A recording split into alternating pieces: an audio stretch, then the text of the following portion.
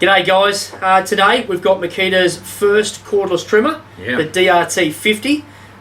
This little puppy, I am super amped about this, so I'll be doing most of the work on this one. Love my trimmers, and this thing looks the goods. Yeah, so 1/4 inch laminate trimmer router. It also does do 3/8, comes with a 3/8 collet, so 1/4 and 3/8. To be honest, I'm not running 3/8. I run 1/4 inch or I run 1/2 inch. Who sells 3/8 Some people. bits? Some people, I don't know. Anyway, it's variable speed. Yep. 1 to 5, which is really great. So it goes up to 30,000 RPM. Yep. I can see in the manual that at 1, it's 10,000 RPM. Okay. And then it goes up in 5, so 15,000, 20,000, 25,000, 30,000. Yeah, and it goes up to 5, not 6. So. Yeah. So 1 to 5, and cool. It is 2.1 kilograms with a 6 amp hour battery. 6 amp. I'm going to run a 6 on it. You know, I'd consider this a high drawing tool, so yeah, we'll run the 6. It feels really smooth, sweet, well done. I probably wouldn't expect a lot different from Makita, to be honest. Yeah. But just feels really nice. Feels weighty. A lot of people talk about, oh, it's going to be top heavy. Doesn't feel top heavy at the moment, but already since we started playing around a bit, I find myself holding it up a little bit higher. A lot of metal on this unit. Yep. I'm not seeing a lot of plastic. No. They got some rubber grip down here at the bottom, so it kind of looks like they're expecting you to hold it down here. Hold it down, yeah. So we'll see how that goes. Yep. Anyway, I reckon let's get into the testing. Yep. Gonna have some fun. Cool. This is a 5mm pass.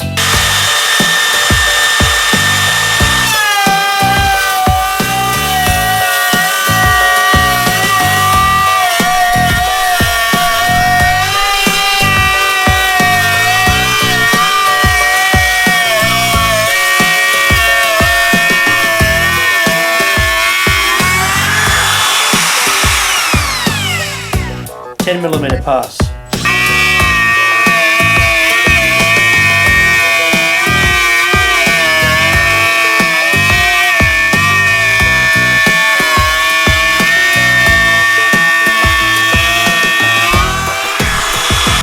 I actually think that's really impressive. It's quite a deep pass. I mean, 10mm is not a usual thing you would do.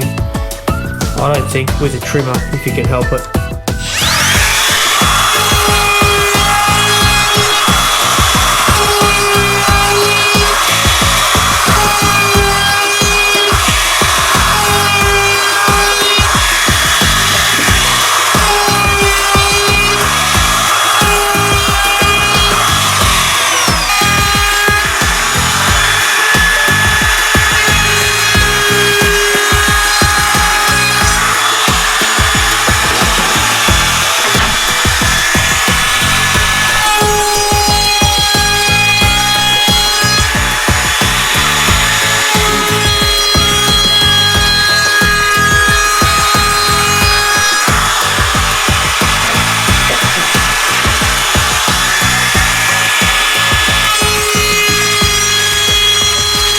Okay, so back in the shed to tell you what we think about this unit.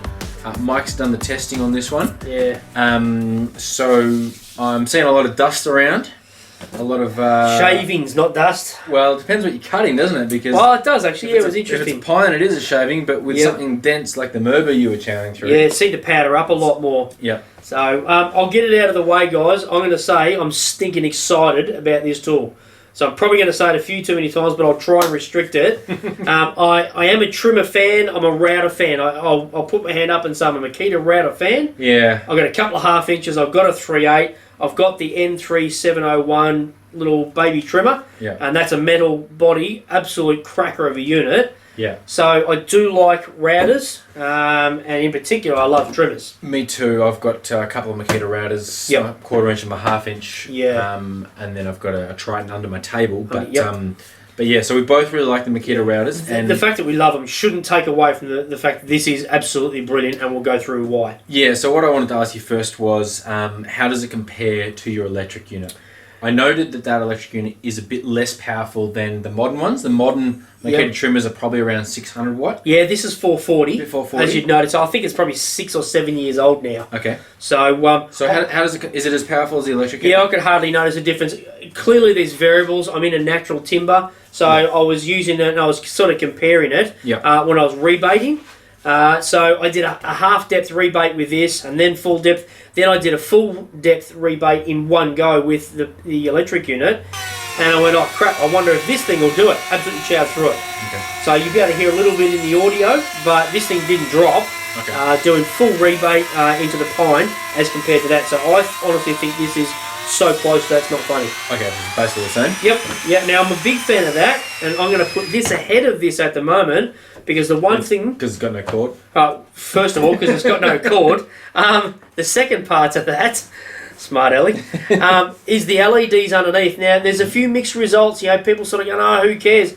I don't know if it's because I'm supposed to wear glasses when I'm working and looking at close stuff. But there's two LEDs underneath this bad boy, and it's an absolute ripper. Yeah. Just careful because you've taken the lock off now. So when you press this lock button on, the LEDs come on, and that's your unlock. So you know that it's unlocked when those LEDs come on. Okay. And then you hit your power button. Yep. So everyone knows me, I'm not Mr. Super Safety. I quite like that because I've actually got a fair size scar on my finger when I accidentally shoved my finger inside the guard once on a drum a few years ago.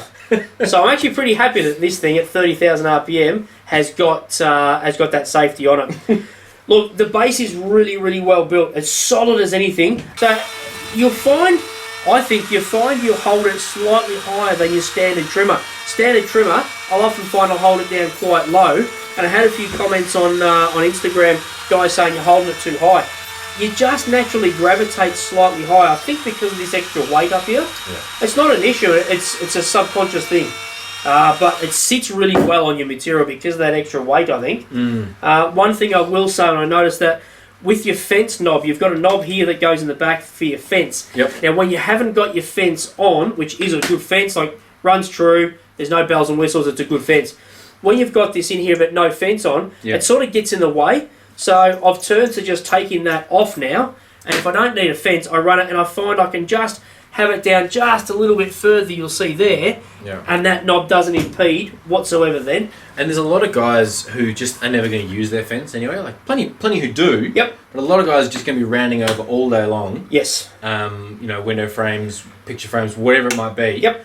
And they're just never going to use that. So you take that off. Yep. The other little knob that it comes with, I noted before we were videoing, holds on your dust shroud. Yeah, the dust shroud is really, really cool. As you were saying, which I didn't think of because I didn't use MDF. I don't like the product. Yeah. But so I didn't use it on this test. The dust shroud is imperative if you're doing MDF or I think exotic timbers. Just because once the dust fluffs up, you don't know what you're breathing in. Not only that, but the harder timbers, you're going to be going slower. Yes. And the chips you're producing are going to be so much smaller. Yeah, we found that with the Merbu before. I had some Merbu here, and they weren't nice coarse shavings. No. They were a lot dustier. It's like using a table saw. You're just going to throw. Yep. It gets up your nose, in your eyes. You're blowing black snot for the next 3 days. Yeah. No well and truly. So dust shroud is important. Yep. But I've looked at this little knob here. Yeah. And there's about 20 threads on the thing. That has got its own postcode at the end of this. Why wouldn't that just have like 4 or 5? I mean, it's not like it's holding the router together. I don't know. It's just the dust shroud. Yeah. And it takes about a minute to get that in. To drill a hole in your slab and put that in with Chemset, you actually hold a bottom plate down, I reckon.